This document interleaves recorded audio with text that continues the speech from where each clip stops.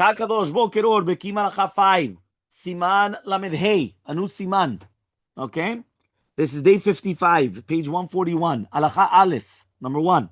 נהגו על פי הקבלה, ביד סופרים איש מפי איש, במניין השיטין, לכתוב פרשיות תפילין של יד 7 שורות בכל פרשה. פרשיות תפילין של ראש, 4 שורות בכל פרשה, ואם שינה לא פסל. Meaning like this, they have a minhag, על פי הקבלה, that they accepted it from one to another one, that the tefillin של yad, it's 7 lines. Meaning how many lines go down? 7. And when it's tefillin shel rosh, 4. So 1, 2, 3, 4. That's the way it is.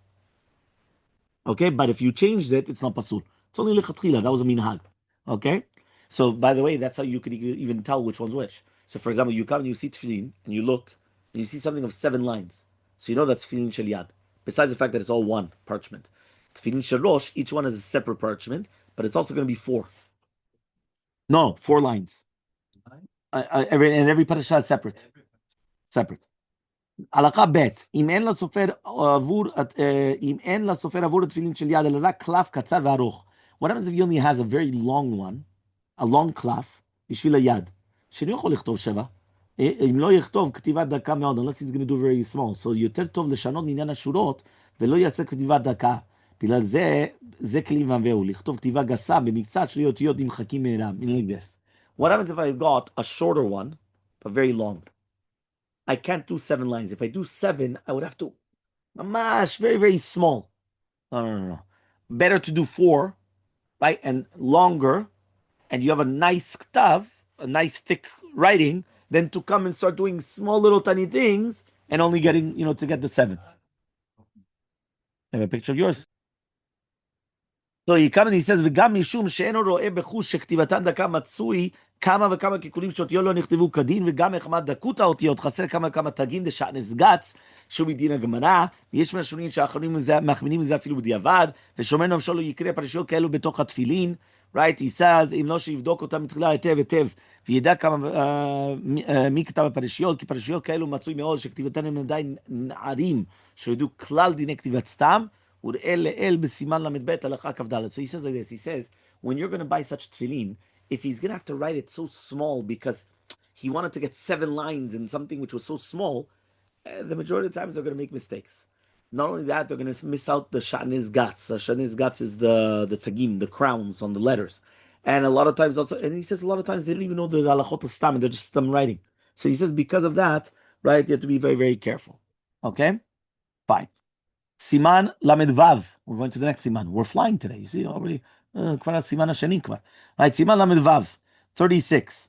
Right. This is page 143. We're still on the same day. Okay. 55. Halacha Aleph. צריך לדקדק בכתיבת האותיות. You have to be very precise in the writing of the letters. שלא תשתנה צורת שום אחת מהן. You don't change any צורת האות. ולא תדמה לה אחרת. It's not going to look like another letter. ואפילו אם שינוי הצורה היה רק במקצת האות, even if it's going to change just a little part of the letter, it's going to be פסול. For example, you don't have the Rosh Aleph, or kotza yod, or the yod of the aleph touch the aleph, the top part of the aleph. Yeah. So he says, "Va'afilim hatinok yikru leot lo yo'il, keven she'anu yodim she'en tzurata alea karaui." And even if the tinok is going to be is able to read it, it doesn't help us. If it doesn't have tzurata, it doesn't matter.